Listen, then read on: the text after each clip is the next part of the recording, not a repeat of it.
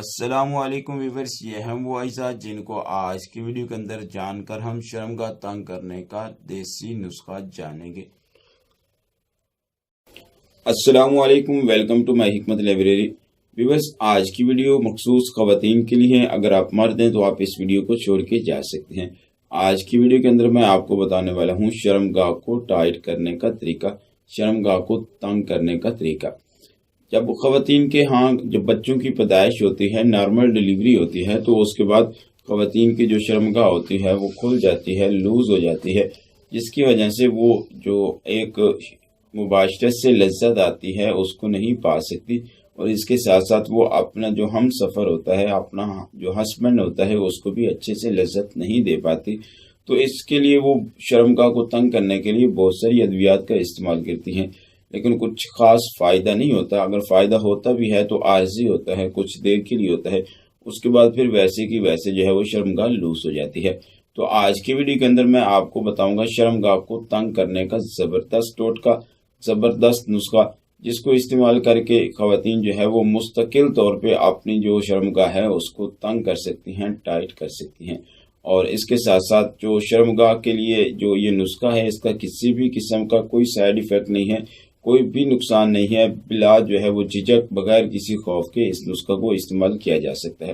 तो व्यूअर्स, चलते हैं नुस्खा के अज्जा के बारे में जान लेते हैं। तो जो सबसे पहली चीज़ है वो है माजू। माजू जो है वो हर्बल पंसार स्टोर की आइटम है। किसी भी जो है वो हर्बल पंसार स्टोर से आसानी के साथ मिल जाती है, और बिल्कुल जो है वो सस्ती भी है, इतनी ज़्यादा महंगी नहीं है। तो ये वज़न में लेनी है 20 ग्राम। दोबारा नोट कर लें कि आपने माजू जो है ये वज़न में ले लेना है 20 ग्राम, और कोशिश करनी है कि आप माजू बगैर सुराख के लें।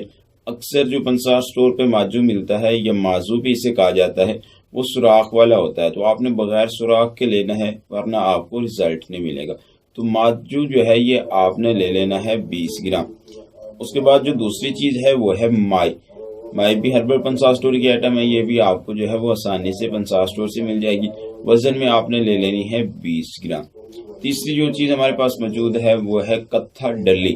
इसे कत्था सफ़ेद भी कहा जाता है, कत्था डली भी कहा जाता है। ये लिकोरिया वगैरह के नुस्खा जात में भी इस्तेमाल होती है। तो ये भी आपने वजन में ले लेनी है 20 ग्राम। तो ये तीनों चीज़ें आपने जो है वो वजन में 20-20 ग्राम ले लेनी है। अब आते हैं कि आपने नुस्खा को तैयार किस तरीके से करना है। तो व्यूअर्स, आपने जो है इन तमाम चीज़ों को कूट के इनका पाउडर बना लेना है, और किसी भी बारीक छाननी में आपने इसको छान लेना है।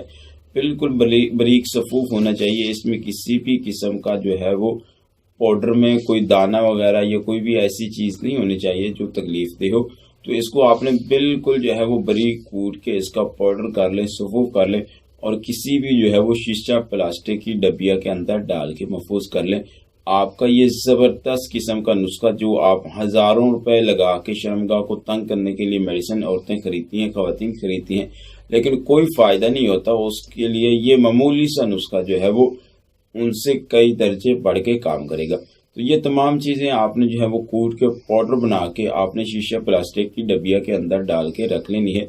इसके इस्तेमाल का तरीका यह है कि आप जो है वो तकरीबन 5 से 7 डेज मुतवातिर इस नुस्खा को इस्तेमाल करें। इस्तेमाल का तरीका यह है कि रात को सोते वक्त आपने इस सफूफ से, इस तैयार की हुई दवाई से 250 मिलीग्राम, 250 मिलीग्राम आपने सफूफ लेना है, और इसको आपने जो है वो लुआबेदान के अंदर मिक्स करना है। मिक्स इस तरीके से करना है कि ये करीम बन जाए। तो आपने 250 मिलीग्राम इस सफूफ को लेके लुआबेदान के अंदर मिक्स करके अपनी मखसूस जगह के ऊपर आपने लगा लेना है, शर्मगाह में लगा लेना है।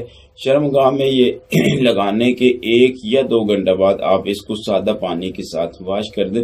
5 से 7 डेज, 7 दिन आप मुतवातिर इस्तेमाल करें। उसके बाद आप कभी कभार जो है वो महीना में 1 आधी बार इस्तेमाल कर लिया करें।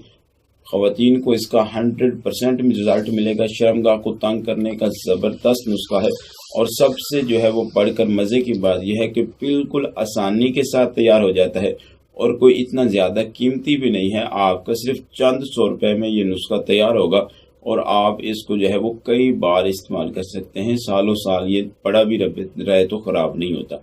तो इस नुस्खा को बनाइए, इस्तेमाल कीजिए, इंशाअल्लाह अज़ीज़ आप खुद भी इससे लज्जत पाएंगी और अपने हस्बैंड, अपने शोहर को भी लज्जत दे पाएंगी। तो उम्मीद करता हूँ कि आज का मेरा ये टोटका, आज का ये नुस्खा आपको पसंद आया होगा। अगर पसंद आए तो आगे शेयर ज़रूर कीजिएगा। मुझे दीजिए इजाज़त, मिलते हैं इससे आगे एक नए वीडियो के साथ। अल्लाह हाफ़िज़।